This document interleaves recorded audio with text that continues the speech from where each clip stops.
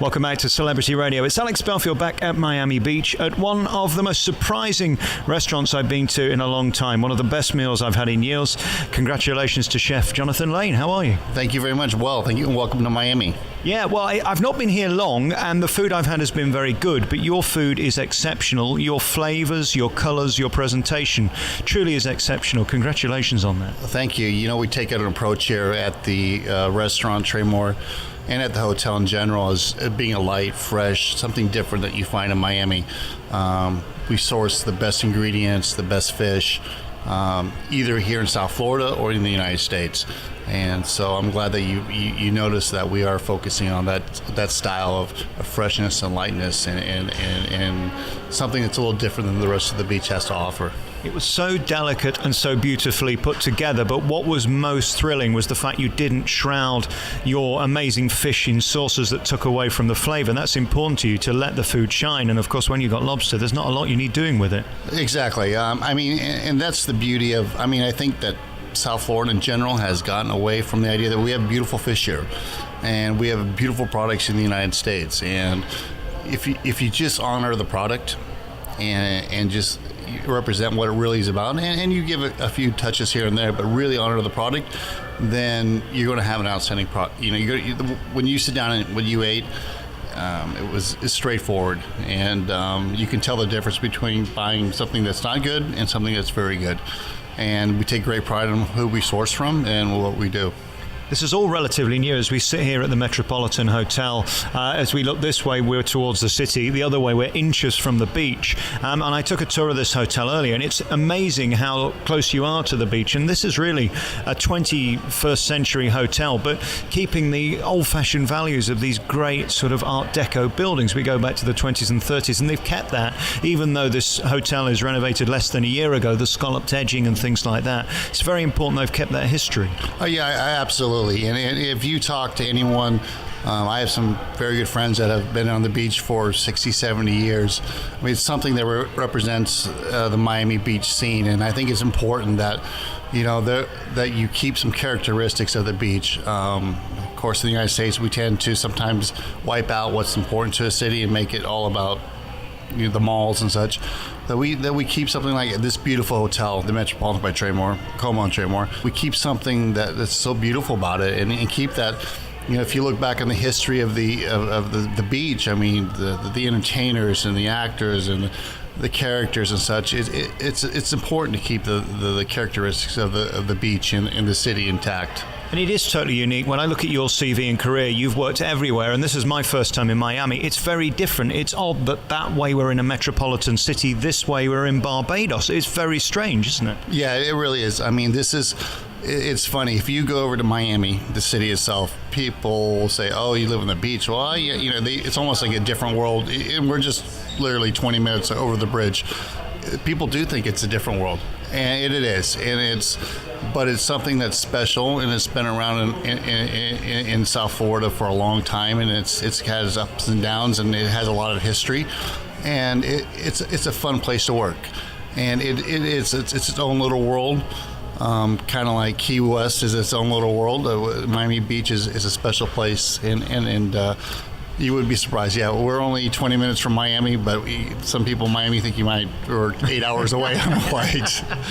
How is it for you? You've come from New York where, let's face it, you can't fake it there. If you're a chef who isn't up to the job, you'll be kicked out in a heartbeat.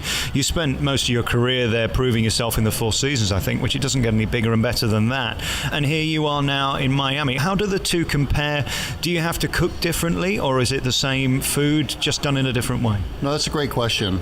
Great question. Fortunately, I did travel a lot from different places. A lot of my career was in New York and Chicago. I started my career in South Florida back in the early 90s, and at that time there was very much a focus on food, and it got away. So when I decided to come back to South Florida with my working in New York and Chicago, I wanted to bring that same intensity. I didn't want to, and I'm not knocking any other restaurant, but you can find branzino and you can find ceviches. You can find everything here, the same food in the beach in Miami.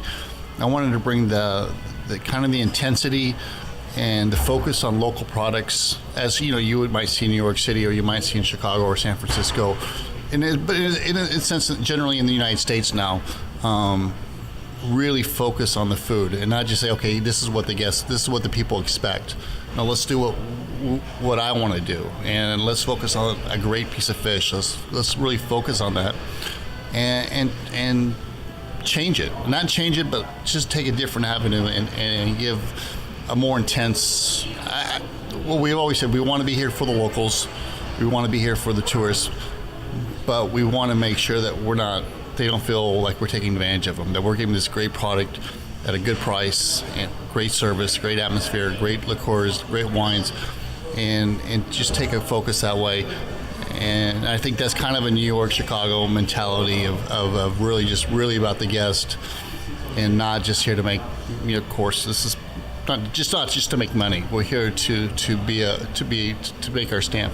It isn't lost, the irony that you're here in a town that's full of art, and you yourself are an artist. When I look at your food, I haven't seen such delicate presentation really since the first time I ate at Joel Robuchon. I mean, that incredible intensity of flavour matched with the visual is so important, because it is an experience. I mean, you can have the greatest flavours in the world, but if it looks dreadful, you're not going to enjoy it. Well, exactly, and then once again that goes back to the beauty of South Florida, and that's why I came back down here, because there is such an abundance of great seafood, agricultural. You go down to Homestead, which is an hour from here, and there's these farmers, these small, and there's big production, but there's small farmers that are just making beautiful tomatoes and cucumbers and zucchinis, and this is our time of year right now.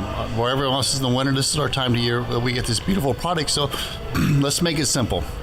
Let's make it shine. Let's let you eat it, and you say, okay, cucumbers are cute. This really tastes like a cucumber. This really tastes like a tomato. Or this fish I had is just wow. It's something it's so good. I mean, but he really didn't do much to it. It's just good, because you know what, we aggressively, me and my team aggressively source the best product. Again, you're being very humble. You do a lot with your food. Let's just go through the menu. Firstly, you offered the most beautiful seafood platter. Again, not a lot done to it, just perfect. But then we moved on to the octopus, which was amazing, and the tuna tartare, which was just beautiful. Has fish always been your passion? Because you've worked in many different styles of restaurants. Actually, yes, it has. I originate from Kansas, where they say beef is our drive. Of course, Kansas, and it's beef. But I'm an avid fisherman. My father was always taking me fishing my entire life. I've always, my mother and father from Minnesota, and the biggest fish, the best thing you can feed a person from Minnesota is walleye. Walleye is a beautiful fish, and I've always been raised on it. I find it so diverse.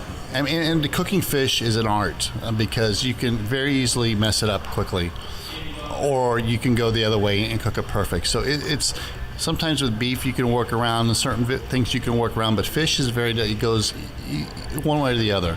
And so I've always had a true passion for fish. I think it's so diverse. There's so many things you can do with it: raw, cooked, poached, braised, whatever you want to do.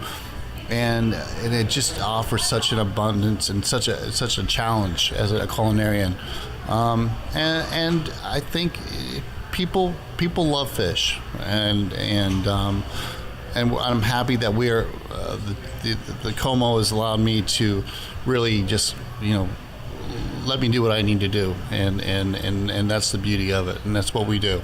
Next came the red snapper, which was truly delicious and done in a beautiful batter, sort of homage to our fish and chips in a way. And you gave me this broken down tartar sauce, which was your own version of it. Just stunning. How long do all these things take to put together? I mean, you must get here about 7 o'clock in the morning to get ready for a 7 p.m. service. I do. I do. When I knew you were coming, I said, well, I knew you were from the UK. I said, well, this is kind of, I wouldn't say the word ballsy, but it is. I mean, you come from the land of the best. I just came from the UK, and you come from the land of the best fish and chips. Right. And this is kind of a play on that in a sense. We, a broken down remoulade and the fish, but it's also a very simple dish. The hearts of palm is from Homestead. Most of the ingredients are local. The fish is mahi-mahi, which of course is as local as it gets. but it's all about the batter, as you know. And it could go it's very easily, it's a dish go both ways. It goes good or bad. And serving it to you, you could say, nice American try, it doesn't work. Or it goes well. And I think that dish is something it's really about. That dish really focuses on the fish and the technique. Because if the batter's not right and it's not fried properly, if the remoulade is just, it's really a naked dish, and it's out there. And if it's bad, it's bad.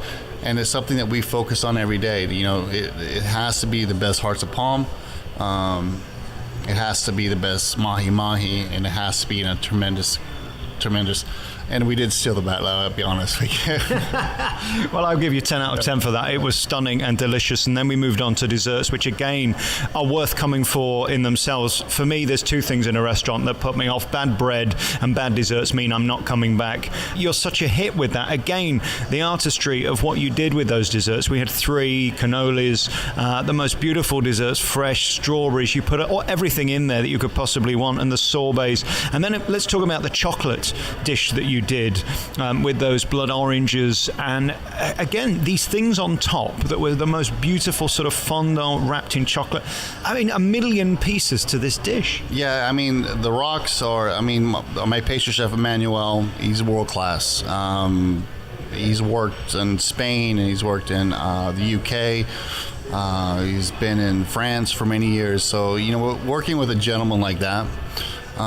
His ideas, his technique, his refinement and refreshment, the way we look at things, just it all works together. Nothing is muddled, nothing is overdone. But when you eat it, we want it to be just exactly what the whole meal, I think, has been for you. It's very clean and very simplistic. You know, what we call them the rocks. Is what it gives you a surprise. And that kind of goes along with the fish and everything else. You want to eat the fish like, wow, that fish really is amazing. And why? Well, it's just well done. So when you eat Emmanuel's desserts, you see this beautiful presentation, this clean, the execution is out of this world. But when you eat it, everything is clean. And the blood oranges, I mean, something that's huge here in South Florida right now. It's just in season, so we take that, and we didn't do much. You don't do much with the blood oranges, right? I mean, but they're so good right now. So why take something? It'd be like putting asparagus on the menu right now when asparagus is not hip or is not in season. So it's just another approach Emmanuel and I look at is what can we get right now at the time, and it seems to be paying. It seems to be working, and when it's so happy for myself and my team when we hear people say exactly what you're saying.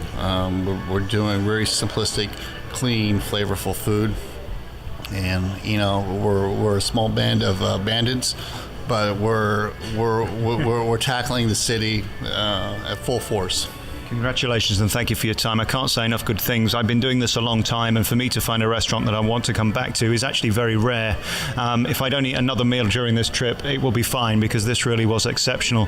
Thank you for your time. I truly appreciate it. Well, thank you very much, and thanks for coming to Miami Beach and the Como Hotel, and we look forward to having you back soon. Thank you for your time.